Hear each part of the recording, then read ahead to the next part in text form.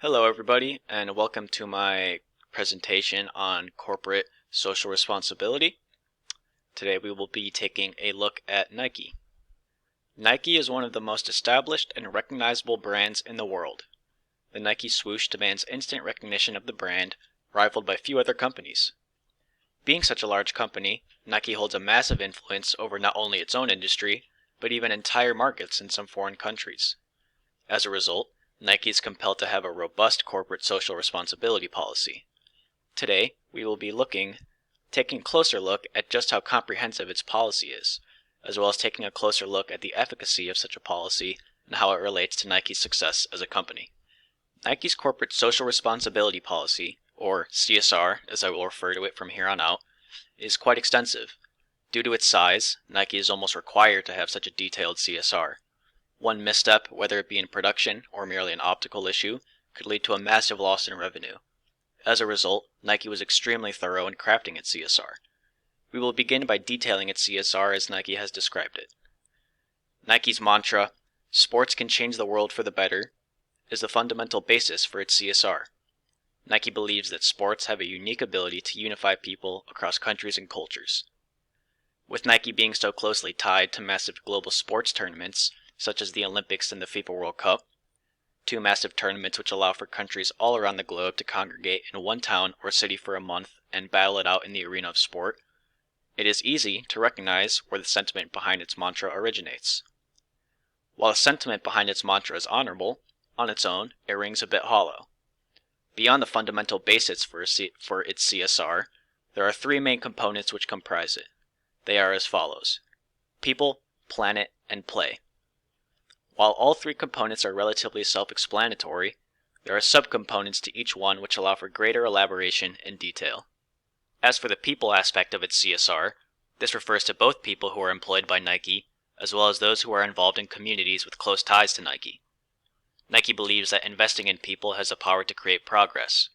As Nike claims on its website, quote, "Sport redefines human potential, and when people believe in what's possible, they can break barriers in areas where we need change the most." As mentioned earlier, each of the three main components of Nike's CSR have their own subcomponents. For people, these components are diversity, equity, and inclusion, or DEI, responsible sourcing, and building community. Nike believes that in order to best lift up its people, a focus on DEI is imperative.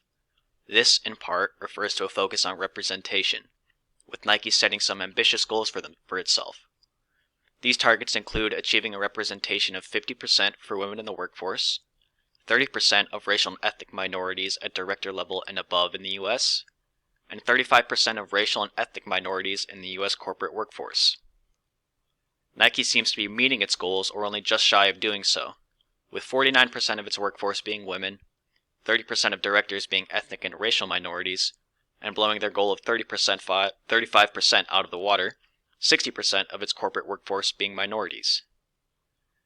In an effort to diversify its talent pool through reaching a broader audience, Nike has set up talent pipelines both internally and externally.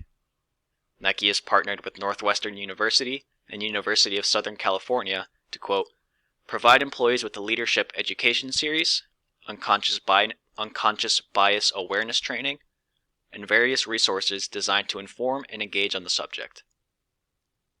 These opportunities will translate to a more inclusive work environment, making it a more attractive workplace overall, which lends itself to the overall people policy. In addition to DEI, Nike also has a focus on responsible sourcing in an effort to only place its investments in people and companies who are aligned with its overall goal of using sport to change the world. Its foundational expectations with regards to its sourcing is as follows: gender equity, health and safety, worker engagement and well-being, and environmental responsibility. It should be noted that nearly all of Nike's shoes are produced abroad, with a majority located in China, an action inconsistent with its messaging of investing locally. Nike's approach to responsible sourcing theoretically appears to be sound, with a strong focus on workers' rights and mitigating the impact its manufacturing has on the environment. We will examine shortly whether they have been able to successfully meet its own expectations, but first we will take a look at Nike's building community aspect of their people policy. Nike's building community facet of its CSR revolves heavily around investing into its own communities and those in close proximity. For example, they have set up the Nike Community Impact Fund, which are employee-led grants which support local programs that focus on getting young children moving and exercising. Neighborhood programs from around the United States will be able to award one-year grants ranging from $5,000 to $10,000. While in Portland, the world headquarters for Nike, employees will award one-year grants ranging from $5,000 to $25,000. These grants are consistent with Nike's messaging of investing in its own communities, doing so through sport and exercise. While Nike does have initiatives that are consistent with its messaging regarding the people aspect of the CSR, we must look a little deeper to see if Nike truly is doing its best to live up to its policies. As mentioned earlier, virtually all Nike shoes are produced abroad, with the majority of that production being done in China.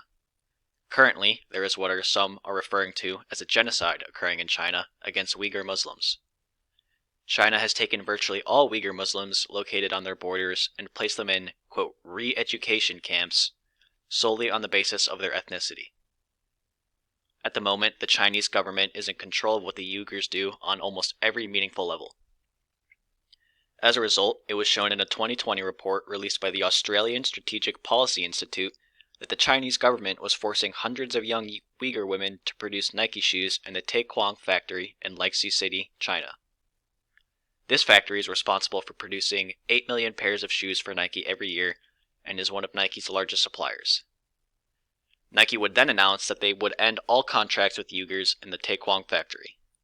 It conducted an independent audit after this announcement to confirm the status of no more Uyghur employees, and after doing so, decided that its continued involvement with the Taekwang factory was still in its best interest.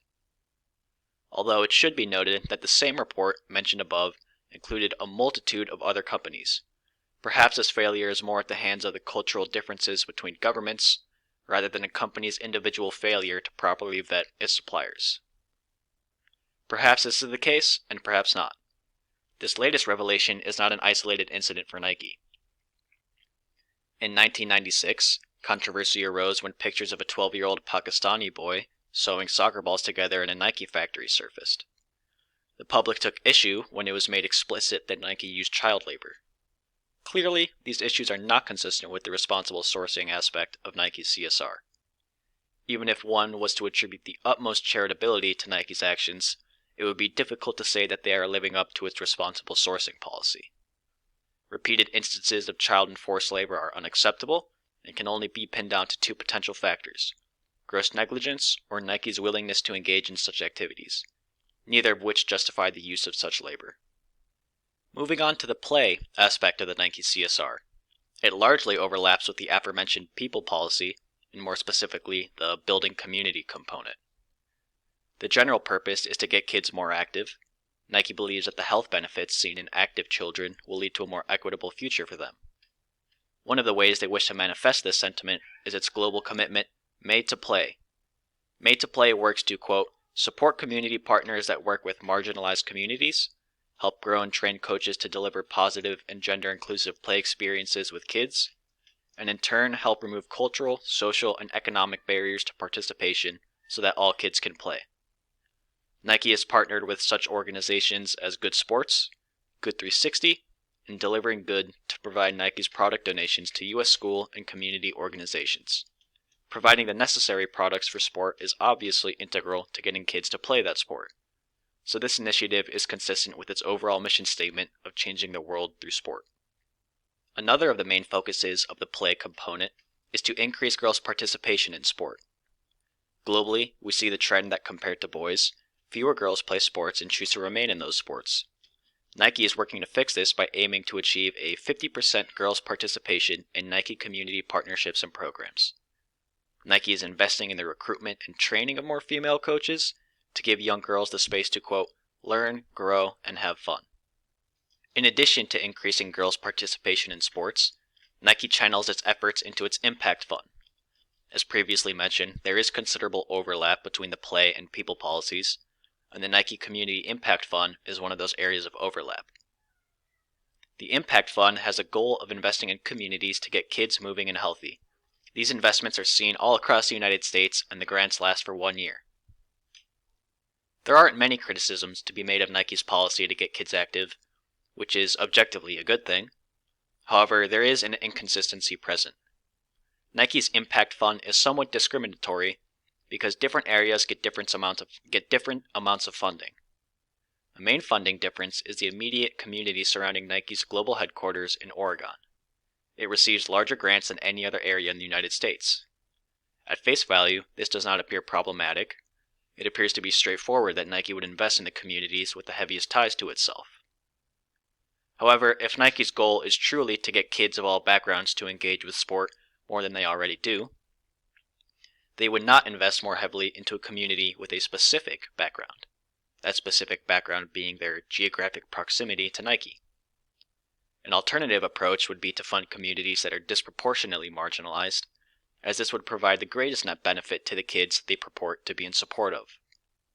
Aside from this, Nike's actions are consistent with the play aspect of its CSR. The final component of Nike's CSR is the planet component. This is the most environmentally focused aspect of the CSR and potentially the most impactful. This policy consists of 4 main facets: carbon, waste, water, and chemistry. However, the chemistry aspect applies to the previous 3 in the sense that it is an initiative to innovate for those other components. For this reason, we will not focus on it too much. The first facet of the planet component is carbon. The focus on carbon is primarily related to emissions to mitigate a global rise in temperature. Nike aims to reduce Scope 1 and 2 emissions, direct and indirect emissions, by 65% by 2030, and reduce its Scope 3 emissions, all remaining indirect emissions, by 30%. They claim that these targets put them on track to be using 100% renewable energy in owned or operated facilities by 2025. The methods they will use to achieve lower emissions include innovating and scaling low-carbon materials. As materials comprise 70% of Nike's carbon footprint, making a shift in how these materials are made and what they are made of, and what they are made with, is a proper step forward. Additional methods to reduce its carbon footprint include adopting alternative fuels, reducing air freight, decarbonizing its extended value chain, and collaborating with others to meet its goals. As for Nike's vision with regard to the second facet of the planet component, it's waste. Nike wishes to produce zero waste. It hopes to achieve this by using materials that are lighter weight, which inherently generate less waste, design molded component shapes that are simpler, apply proven methods which address the causes of waste in products, and working on innovating recycling breakthroughs which will allow them to recycle materials that currently cannot be recycled. With regard to the final facet, water, Nike has made the commitment to decrease its water footprint. As water is becoming increasingly less available globally, steps must be taken to ensure the quality of water provided to people is up to standard. Nike hopes to contribute to this goal by implementing a few procedures. They include Nike's Watershed Restoration Program, Nike's collaboration with the Nature Conservancy, supporting the establishment of a conservation covenant to protect 80,000 hectares of biodiversity wetlands and floodplains in Australia, and the deployment of Nike's Water Minimum Program, which outlines basic expectations for the suppliers of Nike.